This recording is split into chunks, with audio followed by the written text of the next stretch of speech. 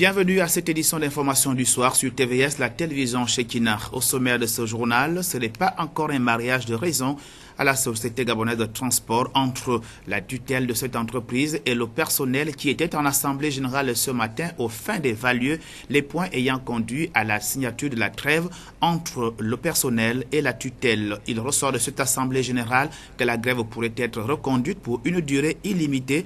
Vous aurez les détails de cette assemblée générale au cours de cette édition d'information. Nous démarrons ce journal avec l'actualité port-gentiaise et le complexe scolaire Emmanuel Michel a abrité récemment la commémoration en différé de la Journée internationale des droits de l'enfant. Cette commémoration a vu la participation des enseignants et des organisations non gouvernementales telles que Agir pour le handicap à l'école. Iriel Nancy Mberkouna, Média Plus Port-Gentil, reportage. C'est en présence des parents, entre autres, qu'a eu lieu la célébration en différé de la Journée des droits de l'enfant, deuxième du genre, au complexe scolaire Michel Emmanuel en collaboration avec l'organisation non gouvernementale Agir pour le handicap à l'école, sous la thématique « Je vis avec un handicap, j'ai droit à l'éducation ». La cérémonie a débuté par le mot de la directrice. C'est une joie pour nous de vous accueillir pour la célébration du 28e anniversaire de la Convention internationale des droits de l'enfant. C'est en effet le 20 novembre 1989 que cette convention a été ratifiée. L'article 23 de cette même convention reconnaît que les enfants mentalement ou physiquement handicapés doivent mener une vie pleine et décente, dans des conditions qui garantissent leur dignité, favorisent leur autonomie et facilitent leur participation active à la vie collective. Puis l'intervention de la directrice provinciale des affaires sociales en sa qualité de marraine de cette édition. Je tiens à vous remercier, non seulement pour le choix que vous avez porté sur ma modeste personne, mais aussi pour l'initiative combien noble d'avoir créé cette ONG qui aborde une problématique sociétale dont le chemin à parcourir demeure encore jonché de plusieurs obstacles dans notre chère nation. L'article 1er de la Constitution de notre nation stipule dans son alinéa 18 que l'État garantit l'égal accès de l'enfant et de l'adulte à l'instruction, à la formation professionnelle et à la culture. Au plan international, notre pays, le Gabon, est signataire de plusieurs chartes portant sur le droit à l'éducation de l'enfant. De par leurs prestations, les enfants de cette école ont tenu à véhiculer un message aux parents, notamment en ce qui concerne leurs droits. Chers parents, merci d'être venus célébrer avec nous cette journée spéciale. Nous célébrons la journée internationale des droits de l'enfant. C'est pour rappeler aux parents du monde entier que les enfants ont des droits. La cérémonie s'est soldée par la visite des stands préparés par les tout-petits qui ont traduit leurs émotions, mais surtout leur vœu de voir leurs droits respectés par tous à travers des messages écrits, dessins et autres gribouillages. Nous restons toujours à Port-Gentil, la capitale économique, et nous allons cette fois-ci au quartier Izoa, où les habitants de ce quartier vivent un danger au quotidien avec les eaux de pluie qui inondent cette partie de la ville, entraînant les cas d'électrocution et de noyades. Dorothée Karinaoure, Diane Bouanga, Média Plus. Ce transfo, situé à la rue Vincent Divassa d'Injenga, au quartier Izoa, dans le 4e arrondissement, menace la sécurité des riverains depuis quelque temps, ce encore plus avec l'arrivée des pluies dans la commune. Située dans un terrain propice aux inondations, la situation a été portée auprès des autorités compétentes, mais c'est toujours le statu quo. Juste comme le maire, pour expliquer le cas du caniveau, ils ont fait les travaux, le maire il n'a rien fait.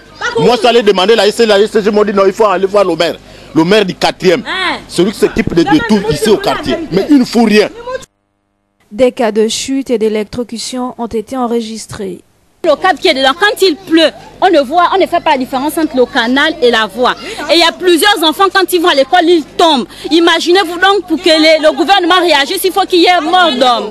Il y a les enfants qui tombent dans ces caniveaux parce que c'est confondu. Sincèrement, quand il pleut, tout ça c'est confondu. Il y a des enfants, il y a un enfant que moi j'étais obligée de laver, je ne sais pas où il habite. Il était tombé là, un petit garçon. Selon ce riverain qui a saisi les autorités compétentes, la situation ne sera décomptée que par l'intervention du maire, lui laisse entendre la SEG. Parce qu'avant hier, j'ai vu les agents, ils m'ont dit que non, il ne faut pas que les enfants mettent pied, ils se trompent où il y a le plan de courant. On est dans le risque, parce que le transport que tu vois là, c'est dans le terrain. On fait une semaine, on est dans le noir. Soulignons que ce transfo est également à l'origine de délestage dans le quartier, au dire des riverains. Au regard des risques encourus, les populations de cette rue craignent pour leur vie à cause des grandes pluies qui se font quotidiennes dans la ville. La rue Vincent Divassa d'Injenga, place mythique des meetings lors des élections, a besoin de voir ses élus agir. De retour à Libreville, la capitale gabonaise, pour parler cette fois-ci de la voie qui traverse les institutions de l'Assemblée nationale et du Sénat. Cette voie est dans un piteux état avec la formation de trous béants sur la chaussée. C'est ce que nous rapportent Audrey Mebiam et Yasser Nicolandon.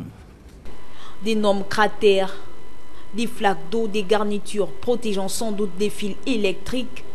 C'est la description de ce qui s'observe au boulevard Triomphal à l'avant de l'Assemblée nationale. Le palais Léon-Bas. Même spectacle de l'autre côté de la voie, précisément du côté du Sénat, où la buse de canalisation est en piteux état, avec une partie de la route complètement dégradée. Sachant que l'Assemblée nationale forme avec le Sénat le Parlement de la République gabonaise et donc de très hautes institutions du pays. Un énième cas de négligence de nos autorités, principalement des occupants de ces hémicycles. Alors comment expliquer une telle situation qui se déroule sous les yeux indifférents de ses responsables? Du coup, l'on se demande s'il faut qu'il y ait un accident grave dans la zone pour que les différentes autorités interviennent. Retenons que les automobilistes et piétons de cette voie express parsemée de trous sont exposés aux dangers qu'elle offre.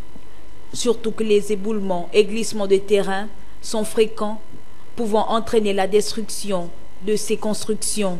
En outre, la mairie de Libreville et les deux institutions implantées dans la zone décriée ne peuvent rester sourdes aux cris et récriminations des Librevillois.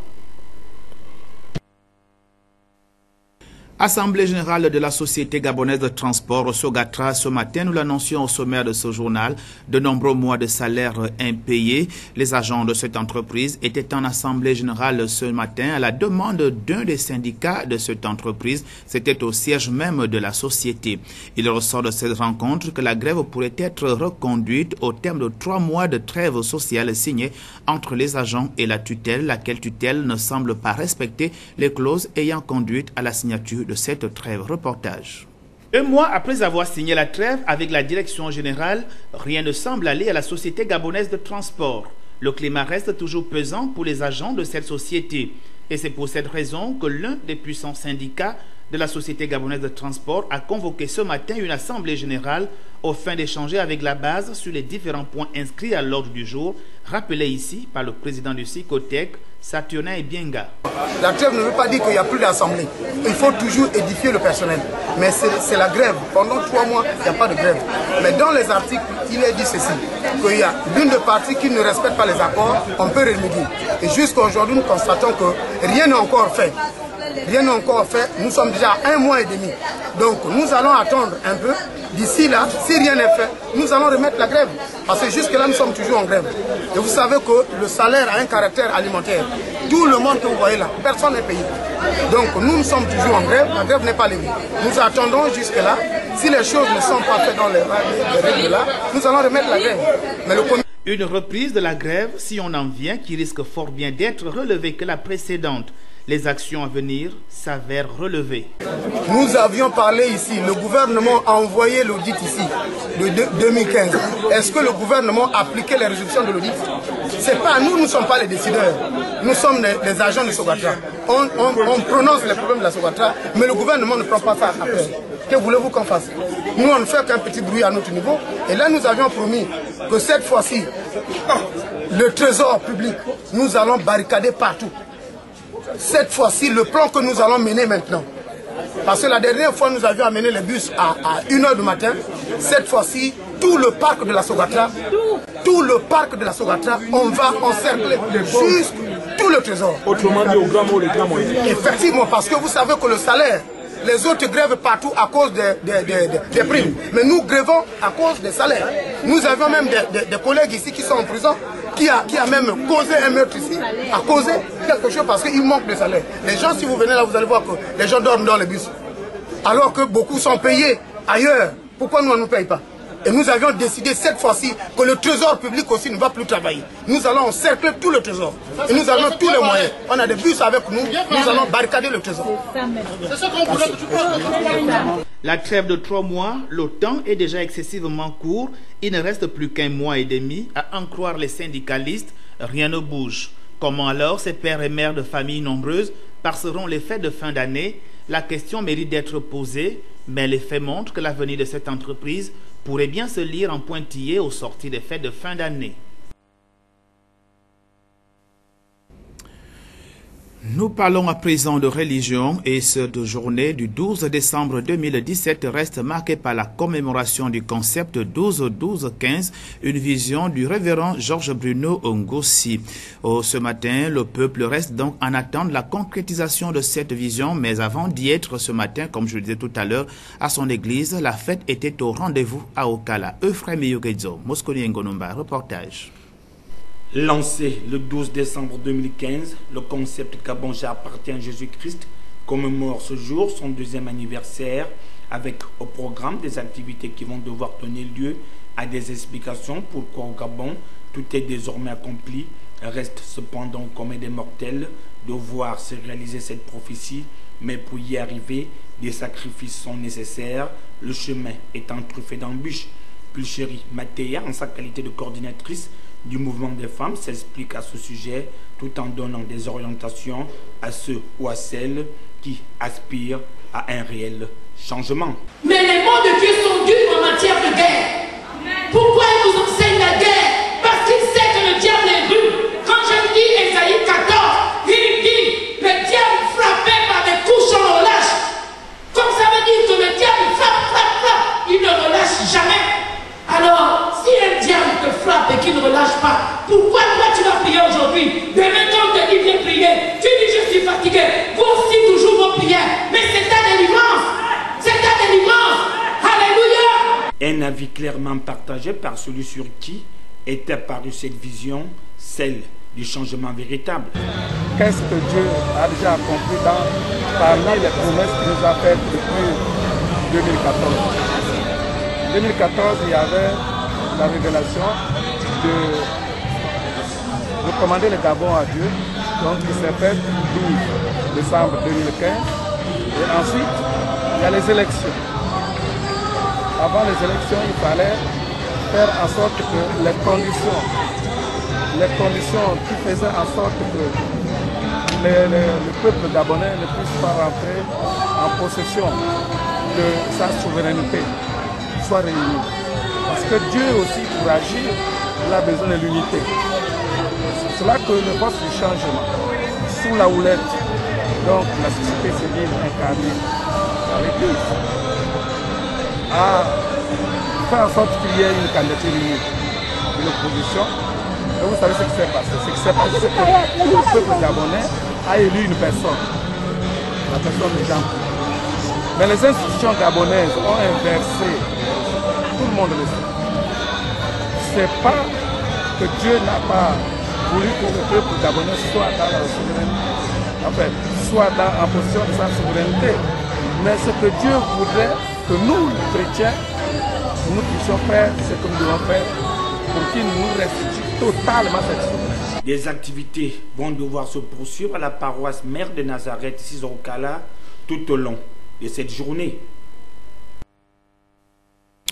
Au cours de cette rencontre commémorant la vision 12-12-15 du révérend Georges Bruno Ngoussi, le pasteur a donné au peuple la conduite à tenir. Nous l'écoutons au micro de Frémie Kedio. Ce qui reste à faire, c'est justement de se recommander nous-mêmes, de nous recommander à Dieu. Se recommander à Dieu signifie vivre la vérité. Se recommander à Dieu signifie refuser le mensonge. Se recommander à Dieu signifie refuser l'injustice. Il faudrait que les chrétiens refusent toutes ces choses-là qui constituent le frein à l'accomplissement de la promesse de Dieu. Vous voyez, hier je vous l'ai dit, le peuple d'Israël, quand il avait reçu la promesse de rentrer à Canaan, il devait rentrer à Canaan dans une durée de 4 semaines. Mais ils en ont passé 40 ans. Parce que justement, ils voulaient rentrer à Canaan avec les habitudes qu'ils avaient en Égypte. Il a fallu un temps pour que ces habitudes-là puissent s'épurer, qu'ils soient totalement ancrés en Jésus-Christ, autrement dit en Dieu, pour rentrer dans la terre. Nous parlons à présent de la place de la femme gabonaise dans le concert des nations avec sa participation active dans la résolution des conflits armés en application de la résolution onusienne 1325 d'octobre 2000. Inès Ngungamombo. Plusieurs qualificatifs sont attribués à la femme dans la société en général au regard des potentialités que Dieu a imparties en elle, même si, quelquefois, elles ne sont pas reconnues par tous. La femme porteuse de vie, éducatrice du fait qu'elle veille à l'éducation de sa progéniture, partenaire et confidente pour son époux, collègue au regard de son rendement professionnel. Elle est aussi sollicitée à la table de prise des décisions dans la résolution des conflits par la dextérité qui la caractérise.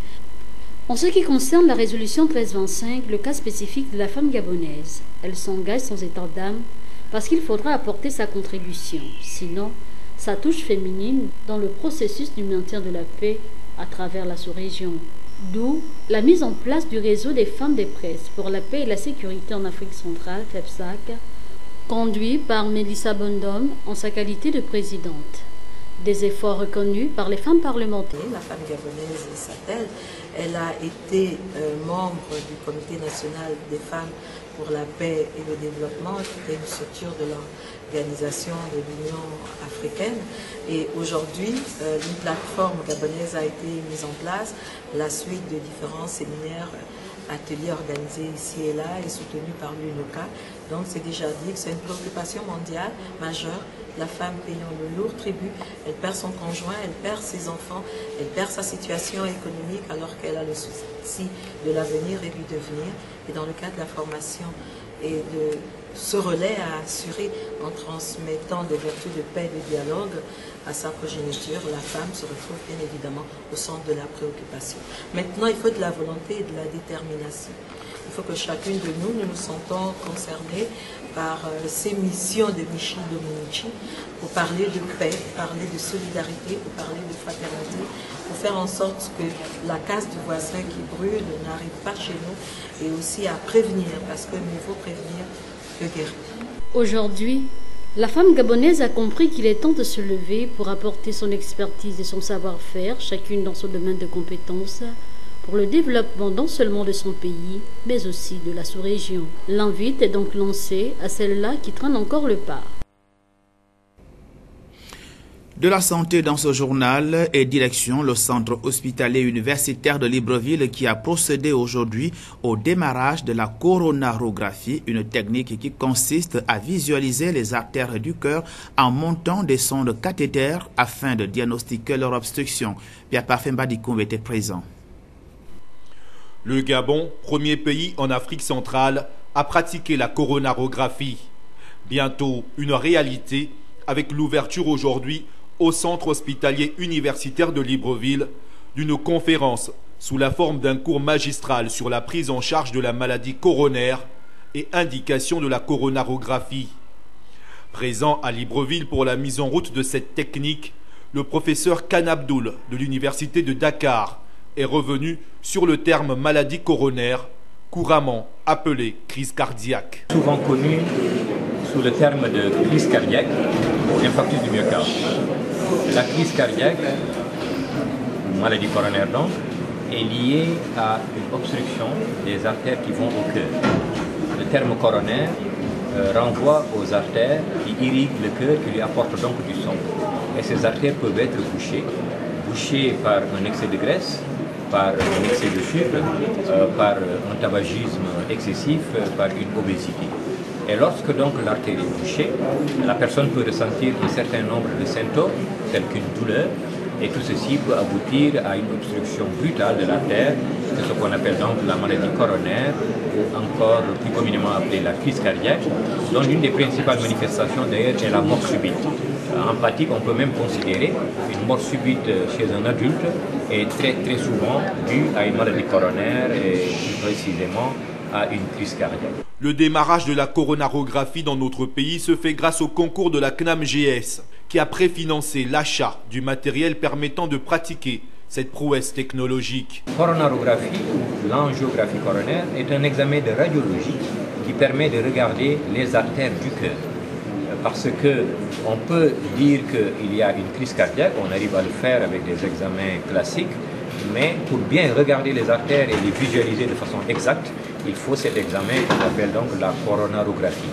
Donc c'est un examen qui précise mieux les lésions, voire les artères qui sont bouchées, mais c'est surtout un examen pour le traitement, puisque à partir du moment où on a identifié les lésions bouchées, les lésions coupables, on peut mettre un petit ballon avec un petit ressort qu'on appelle le stent pour dilater l'artère, pour ouvrir l'artère et permettre au sang de circuler, et qui permet aux patients d'avoir une vie qui peut être tout simplement sauvée et surtout d'avoir une excellente qualité de vie et avoir une activité régulière. Pour le responsable du CHUL, cette méthode diagnostique complexe et risquée, qui requiert une expertise avérée et un équipement de très haute technologie, revêt trois principaux intérêts.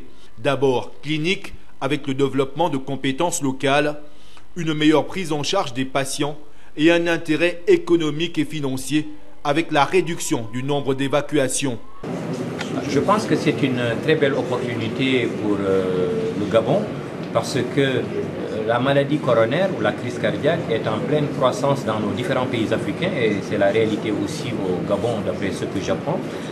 Il y aura de plus en plus de maladies coronaires et on considère d'ailleurs que dans une dizaine d'années, la crise cardiaque sera la principale cause de décès dans nos populations en Afrique. Et je pense donc que nos collègues gabonais ont aujourd'hui une très belle opportunité de mieux rendre service aux populations gabonaises, mais aussi aux populations de la sous-région, parce que cet appareil n'est malheureusement pas disponible dans la plupart des autres pays africains. Et je pense qu'il est important donc de bien se former à cette technique, de bien s'impliquer dans la marche de cet outil-là et de pouvoir en faire bénéficier un maximum de Gabonais. C'est donc un long processus qui débute cette semaine par le transfert des techniques. Au programme, une phase pratique samedi 16 et dimanche 17 décembre 2017 avec le début du cathétérisme cardiaque et coronarographie des patients sélectionnés par les cardiologues du CHUL avec la participation des professeurs Lafont et Soldo de l'hôpital européen Georges Pompidou de Paris. Nous restons toujours dans le volet santé pour parler à présent de cet atelier de formation sur la prévention de la transmission du VIH-Sida de la mère à l'enfant, initié à l'endroit des prestataires de santé exerçant au centre de santé de l'Apéry, ceci dans le cadre de la poursuite des activités liées à la célébration de la journée mondiale de lutte contre le VIH-Sida. Un reportage de Maria Lecom. La première question, qu'est-ce que la PTI? Les prestataires de santé du centre de santé de l'Apéry à l'école du savoir pour une semaine à travers un atelier de formation articulé autour de la prévention de la transmission du VIH de la mère à l'enfant, devenu une véritable priorité de santé publique. La prévention de la transmission mère-enfant est l'une des composantes prioritaires de la lutte contre le VIH et demeure un programme qui fait l'objet d'une attention toute particulière, surtout à l'échelle internationale. C'est donc dans ce cadre, autant pour moi, que l'OMS, l'UNICEF, afin d'assurer le succès de la PTME, a mis en place des recommandations visant à dépister et conseiller les femmes enceintes, prévenir la transmission de la mère à l'enfant en lui administrant des ARV dès la 14e semaine de grossesse, rendre disponible la numération des CD4 et des ARV au niveau des soins primaires et dans les consultations prénatales et postnatales, améliorer le suivi pré- et postnatal du couple mère-enfant, fournir une prophylaxie à la mère et à l'enfant, mais aussi former du personnel. Et dans cette lutte acharnée que mènent les plus hautes autorités du pays, un plan national d'élimination de la transmission du couple mère-enfant a été élaboré en 2012, lequel programme ayant déjà permis de réduire à 4,44% le taux de prévalence chez la femme enceinte, comme le souligne ici le docteur Raïssa Okuyi Asapindong, directrice du programme de lutte contre les infections sexuellement transmissibles. Prévalence du VIH chez les femmes enceintes est de 5,8%. C'est une prévalence qui est plus élevée que la prévalence dans la population générale qui est de 4,1%. Le taux de transmission du virus suicidaire de la mère à l'enfant était de 11% dans les années 2011. Et nous avons, grâce à ce programme, pu le réduire et l'emmener jusqu'à 4,44%. Pour nous, c'est déjà une bonne chose, mais on ne peut pas s'arrêter là, puisqu'il y a des structures sanitaires qui n'ont pas été formées. Donc nous venons former les prestataires pour que ce programme puisse être mis en place afin justement d'éviter justement cette contamination à ce bébé qui n'a pas demandé à naître. Les 10 travaux se sont ouverts en présence du directeur régional de la santé de Libreville et d'Ovendo, lequel a tenu à rappeler l'importance capitale que revêt cette lutte contre le VIH-Sida. Pour les participants à cette formation, en l'occurrence les sages-femmes, reconnaissent le rôle qu'elles occupent dans cette lutte, elles qui sont en contact permanent avec la femme enceinte. Il est de notre ressort de recevoir les femmes dans notre centre afin de leur offrir des soins adéquats. En ce qui concerne le VIH, nous sommes bien évidemment à la hauteur parce que la sage-femme est au contact de la femme enceinte, au contact également de l'enfant à la naissance et du couple mère-enfant après la naissance, donc dans le cas du postpartum. Donc pour la prise en charge, nous sommes en tant que sage-femme bel et bien à la hauteur pour le bien-être du couple mère-enfant. 5 jours durant, ces prestataires de santé du centre de la Péri devront entre autres apprendre comment administrer les antirétroviraux, faire une césarienne programmée chez la femme enceinte, mais aussi comment faire de l'allaitement maternel protégé par les antirétroviraux. Infecté, ou bien tu viens de te faire piquer par une aiguille souillée par du sang. Qu'est-ce qui va se passer dans ton corps quand tu viens d'attraper le virus suicidaire? Tu as comme un syndrome pseudo-grippal, une petite grippe. Le sommet de la planète à Paris, il est question de financement vert, une résolution pour lutter contre le réchauffement climatique. Et lors de ce sommet, un pays fait figure d'exemple. Il s'agit de l'Autriche. Ce pays a renoncé il y a 40 ans à la production de l'énergie nucléaire. Aujourd'hui, il produit près de 75% de son électricité grâce aux énergies renouvelables. Reportage. Le Danube, principale ressource naturelle de la Basse-Autriche. Tout au long du fleuve, ces centrales hydroélectriques alimentent foyers et entreprises. À plus de 20 mètres de profondeur, la force de l'eau actionne de gigantesques turbines, 9 en tout dans cette centrale, l'une des plus importantes de la région. Ici, à Greifenstein, on produit la consommation annuelle de 400 000 foyers. Il y a de nombreuses études écologistes qui montrent que l'hydraulique est vraiment une source d'énergie propre et stable. L'énergie hydraulique fournit 60% des besoins en électricité de la Basse-Autriche, l'éolien 30%. Pour atteindre cet objectif, la région a investi massivement plus de 3 milliards d'euros en 15 ans. Ça sauvegarde des emplois et crée également des possibilités d'export. Nous en sommes fiers. Nous sommes réputés, nos technologies s'exportent dans d'autres pays. Nous voulons montrer qu'il est possible pour un pays de couvrir tous ses besoins grâce aux énergies renouvelables. Une transition soutenue par les citoyens. Wieselbourg, 4500 habitants. Dans ce village, de nombreux logements se sont équipés en panneaux photovoltaïques. Walter a sauté le pas en 2012. Coût d'investissement pour ces 23 panneaux, 12 000 € que ce retraité aura rentabilisé dans 2 ans. Cette installation fournit de l'électricité pour 7 personnes. Mais nous ne sommes que 5. Il y a donc un surplus que nous revendons. Prochain objectif pour la Basse-Autriche, convertir au renouvelable la moitié de ses besoins, toute énergie confondue, d'ici 2030. L'autre point de l'actualité hors de nos frontières nous conduit au Moyen-Orient et notamment en Israël. Et les Israéliens saluent la décision de Donald Trump sans effusion de joie. Il y a quelques jours, le président américain reconnaît Jérusalem comme la capitale d'Israël. Pour les Israéliens, Donald Trump n'a fait que reconnaître ce que tout le monde sait déjà depuis plus de 2000 ans. Reportage. Mea Shearim, le quartier ultra-orthodoxe de Jérusalem. Un panneau met en garde, les femmes sont priées d'avoir une tenue qui n'a rien d'impudique. Ici, aux yeux des habitants, l'annonce de Donald Trump ne fait qu'entériner un fait établi, et peu importe les risques d'embrasement.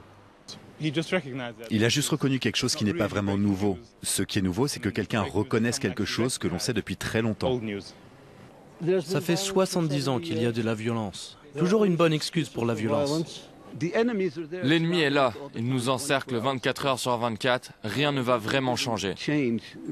Plus au sud, dans la vieille ville, le discours ne varie guère. Derrière ces murailles, l'épicentre des tensions.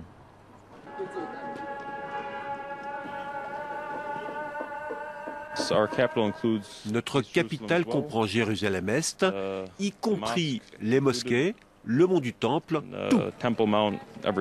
Je suis persuadée que Jérusalem, c'est à nous, que ça a toujours été à nous et que c'est un très grand pas que l'Amérique reconnaisse également.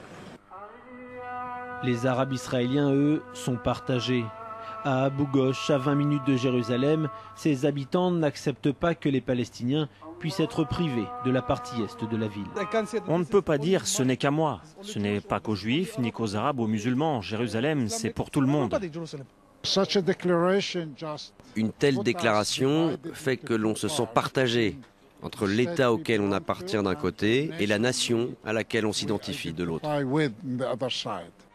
Si la plupart des Israéliens se réjouissent tout de même de cette annonce de Donald Trump, elle n'a provoqué aucune scène de liesse. Et les Arabes israéliens, qui représentent 20% de la population, craignent d'être stigmatisés par la droite au pouvoir.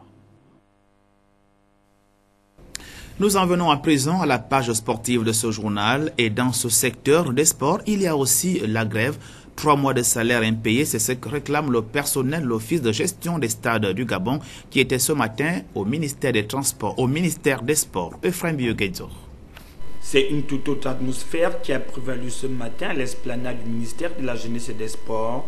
Pour cause, les ex-agents de l'Office de gestion des stades qui avaient été reversés à l'Agence nationale de gestion et d'exploitation des infrastructures sportives et culturelles depuis le 11 septembre 2014, ce personnel exige le paiement de 30 mois d'arrêt de salaire. La Majesté nous a payé 2 tranches. Une première tranche comme dans les arrêts de 5 mois pour certains et 6 mois pour les autres. Dans une deuxième tranche, les autres ont eu 14 et 15 mois.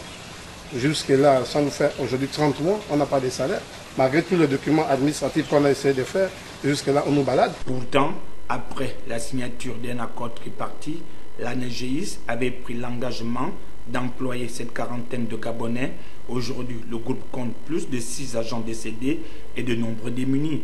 Voyant les taux se resserrer à leur cou, le directeur de cabinet du ministre des Sports, accompagné de son conseiller juridique, ont tenté de comprendre le nœud du problème. Si nous on vient aujourd'hui, c'est parce que ça nous faut au moins 30 mois sans salaire.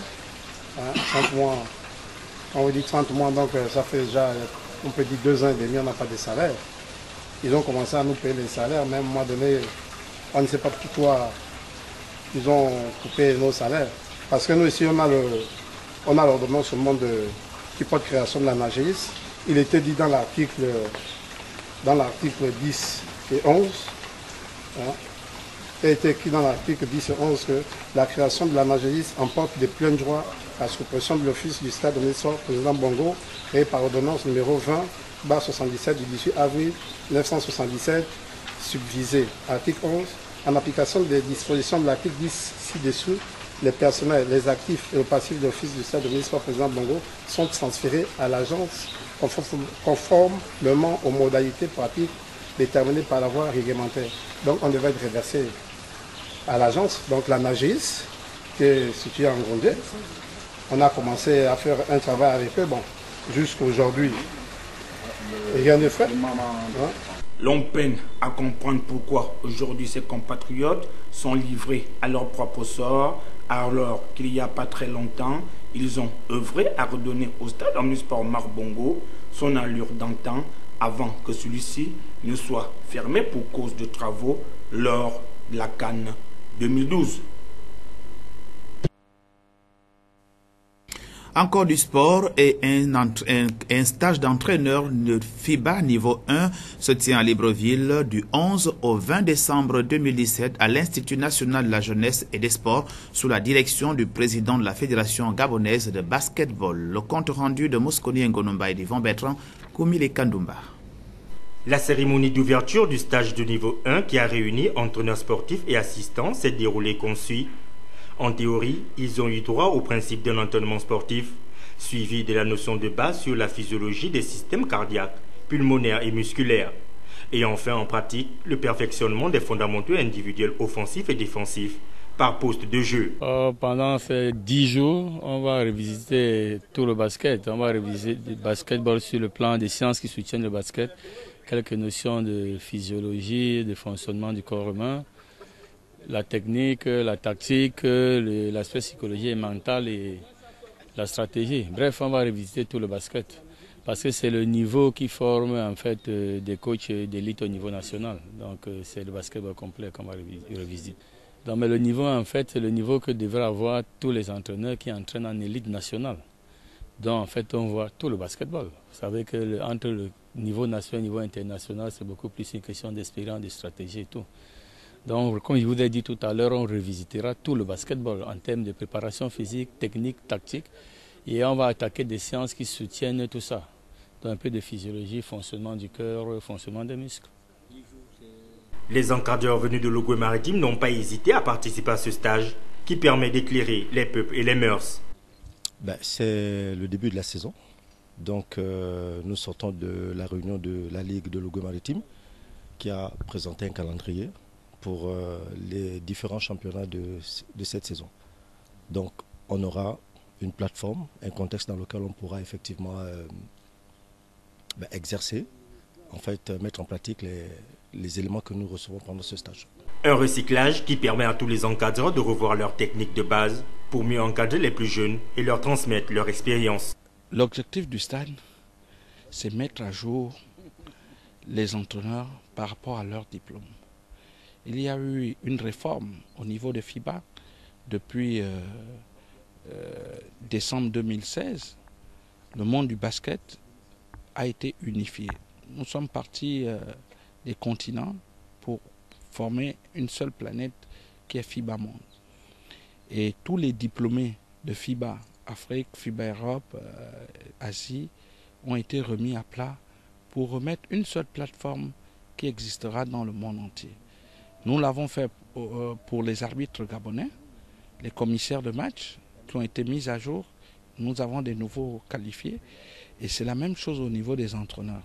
Un stage de niveau 1 qui prendra près de 10 jours à l'initiative de la Fédération internationale de basketball qui compte insuffler une nouvelle dynamique dans certains pays afin qu'ils rehaussent leur niveau en tant qu'entraîneurs pour faire partie des meilleurs encadreurs d'Afrique.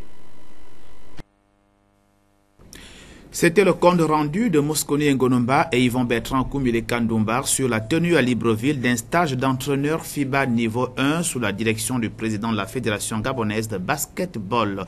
Pour la fin de ce journal, la question de l'expression libre est tout aussi sportive. Elle vous a été posée par Rosine Ndje Angoé, à savoir qui de Pierre-Emerick Aubameyang, le Gabonais, de Mohamed Salah ou de Sadio Mané sera consacré Ballon d'Or africain 2017. Voici la réponse des uns et des autres. D'abord, on n'est pas dans une nation de football. J'ai du mal à répondre à votre question.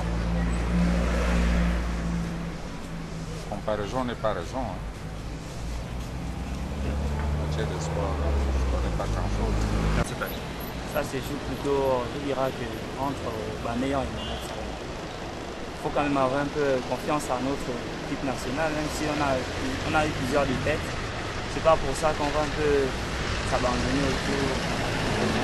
Bon, en tout cas, ça c'est toujours je dirais entre Mohamed Salah et Aubameyang. En fait, moi, je n'ai pas